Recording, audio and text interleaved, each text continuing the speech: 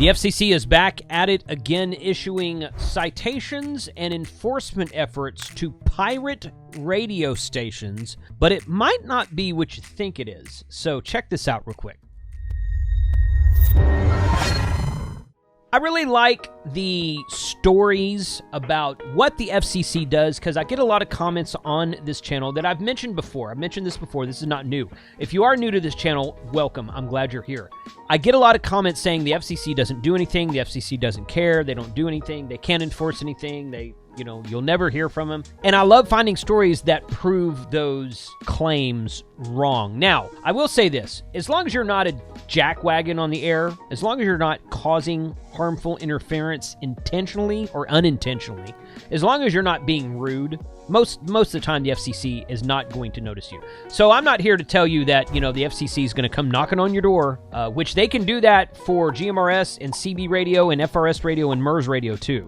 GMRS is paid, but those other three I just named are free radio, license-free radio services.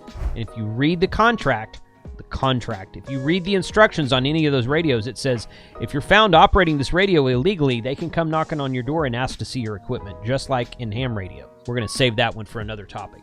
Today, we're talking about the FCC continues pirate radio enforcement efforts. This is from December of 2023. The stack of warning notices to landlords and property owners that allegedly allow pirate radio transmissions is growing thicker. Now, we're going to see in a minute exactly what they mean by that, because I had to read the whole article, and I'm like, allow pirate radio transmissions, and the fact that landlords and property owners are being targeted here, which I don't personally agree with, but I'd like to see what you guys have to say about that. In the latest batch, the FCC Enforcement Bureau has sent notices of illegal pirate radio broadcasting to 9 property owners in the Boston area. The Bureau said it identified their properties as sources of illegal broadcasts. The notices formally notify the landowners, warn them that they could face fines, and demand proof of the broadcasting has ceased. The FCC also asked for names of the individuals making broadcasts. So they're asking landowners and landlords and property owners to give up information about whoever's living on or in that property. That's, I don't like that. I don't like that. I think that's a little bit of, number one, they should already freaking have that info. I mean, seriously. You can find anybody. If you've got a water bill or an electric bill in your name somewhere, government agencies can find you. Sorry, that's just the way it is. So why are they going to landlords asking them for information on tenants? I mean, that's how I read that anyway. Property owners that continue to allow pirate radio operations on their properties can face serious consequences because these illegal operations can interfere with licensed broadcast signals and their ability to provide emergency alert system notifications, said Loyan A. Eagle, chief of the Bureau, in a press release. Eagle thanked field agents in the Boston area who work to ensure compliance with federal law in this area. The notices continue the Commission's efforts to hold landlords and property managers responsible. In the Pirate Act, pirate is all capitalized here, so that's got to be an acronym. I'm not familiar with that. I need to go look that up and maybe do another video on it. Congress gave the Commission authority to take such action against landlords and property owners. The maximum penalty is more than $2.3 million. Okay, so if you're talking about going after people who own the property and live there and are broadcasting, okay. If the culprit broadcasting is also the landowner and property owner, fine. Because I don't like harmful interference any more than anybody else does. But the way that is worded, to me, and I'm not a lawyer, I don't know, but it seems a little ambiguous to me. It seems like it says that they're going to hold landlords and property managers responsible for continued illegal transmissions. And I'm like, okay, so if I own a property and I rent it out to somebody, I have a vacation rental in Galveston. So if someone goes down there and stays for a week and broadcasts something illegal, are they going to come to me? Well, Texas is, I'm always talking about Texas, guys. Texas is a landlord-friendly state, so most likely they wouldn't come after me in Texas. But I don't know about Massachusetts. I don't know what it's like to own a property in Massachusetts. If you own property, a rental property, vacation rental, apartment, something like that in Massachusetts, put a comment below. Let me know how difficult it is to be a landlord there. Again, that may just be ambiguous wording. I'm not a lawyer. I don't know, but I would probably contact a lawyer if I were a property owner in Boston area and ask them about this. Among the letters were one to John N. and Marie C. Cherry, owners of a property on Walk Hill Street in Boston, agents from the field office used direction finding. Okay, so agents from the field office, FCC agents from the field office used direction finding. They didn't find this from a ham radio operator. Now, here's the weird part, okay? Check this out. They used direction finding to source signals on 89.3 megahertz. That's FM broadcast radio from their property on several days over the summer. Signals were also found on 105.3 megahertz, another FM broadcast, during a summer sweep traced to a property on Oakdale Street in Brockton. Public records identify Andre O. Jainty and Racime Jainty Remy as the owners. Robert Perello has been identified as the owner of the property on Hazleton Street in Mattapan, where field staff this summer traced illegal signals on 107.5 megahertz on several occasions. Even a church has been caught up in the latest sweep in Beantown. Signals on 87.7 were detected emanating from a property on Blue Hill Avenue in Dorchester. New Fellowship Baptist Church owns the property, according to the FCC. Federal agents also found broadcasts on 88.5 megahertz on that property. So, okay, all right, here's my question to you.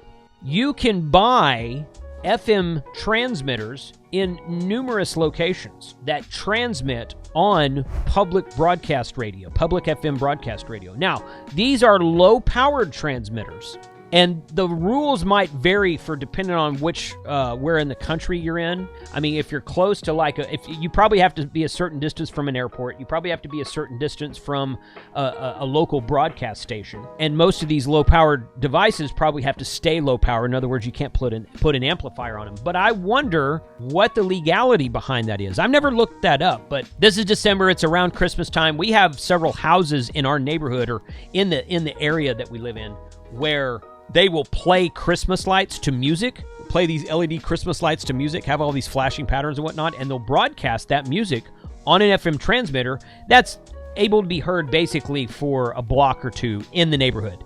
You drive outside the neighborhood, you lose a signal. So it's low power transmission. They have a sign in the yard. Tune into this frequency on your car stereo, and you can hear the music to the lights as you're sitting in your car watching the Christmas lights. Kind of a neat thing. But, I mean, as far as I know, that's legal to do that. So there's more to this story than what they're telling us here, because they're complaining about broadcasts on FM public broadcast band, FM stereo band, which you can buy FM transmitters for on like Amazon. So what's illegal about that? Again, the story doesn't tell, and I think maybe there's more to the story than what we're getting here. And you know what? I went and looked for some of these FM broadcast things, and I'll put a link to one in the description below just to kind of see what it was. But I would like to tell you about PCBWay.com. I looked over here to see if they carried these, and I couldn't find them. But PCBWay.com is supporting this channel, and they are sponsoring this video. They are running a 50% off Christmas sale right now on a lot of their printed circuit boards, CNC machining, professional 3D printing, PCB assembly. You can see all the stuff that they do up at the top here on this top row of stuff. PCBWay.com. At the time of this recording, this 50% off sale goes for another 24 days. That's about the end of December. So now you guys know when I'm recording this video. There's $435 in coupons now. You can save a lot of money if you want to bring your projects to life, get something professionally printed or CNC machined. Shop PCBWay.com. Tell them that Ham Radio 2.0 sent you, and thank you, PCBWay, for supporting the channel. So the FCC has these notices they've sent. Enforcement efforts, okay? No fines have been defined in this video, or in this article, I should say. No enforcement effort. I mean, they just, notified these people, but they're notifying the landowners. I don't personally like that. And okay, if I had a tenant in my house that was doing something illegal, I don't really care what it is. I mean, I do. I don't want them doing something illegal. And if you read the rental contract in most rental agreements between tenant and landlord, it'll tell you no illegal activities.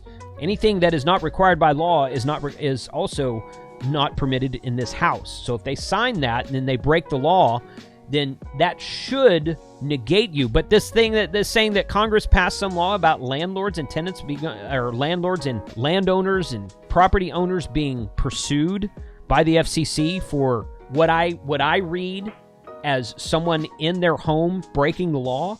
Congress passes laws. This is something that according to the article, Congress gave the FCC this permission to do. So Congress passes laws, so presumably it's a law. A lot of you come along the channel, you say, FCC doesn't make the laws, they make rules. That's true. That's true. Yeah, okay, I'm not... But it said about Congress passing a law, this Pirate Act from... Or I don't know when that was. I'm going to go look up Pirate Act and figure out what that's about, because I don't like the whole, hey, let's go after the landlord when the tenant's breaking the law. Again, I don't know that that is what it's saying, but it sure does sound pretty ambiguous to me. What do you guys think?